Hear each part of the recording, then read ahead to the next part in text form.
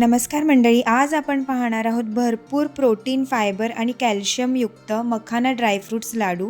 त्यासाठी सुरुवातीला आपल्याला 2 वाटी मखाना कुरकुरीत होईपर्यंत भाजून घ्यायचा आहे।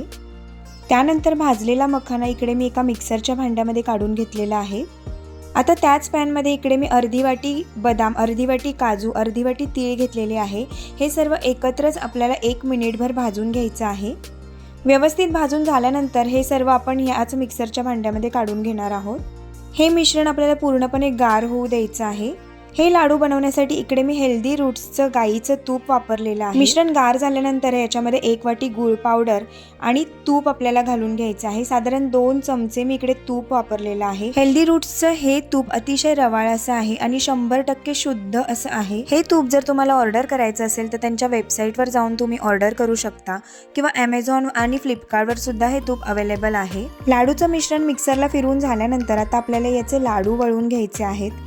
अतिशय झटपट असे आपले हे हेल्दी मखाना आणि ड्रायफ्रूट्स लाडू तयार होतात। आजची लाडूची रेसिपी तुम्हाला आवडली असेल तर व्हिडिओला लाईक नक्की करा। फेसबुक आणि इंस्टावर पाहत असाल तर फॉलो करायला विसरू नका। पुन्हा एकदा भेटूया अशा छानशा व्हिडिओमध्ये। तोपर्यंत बाय बाय।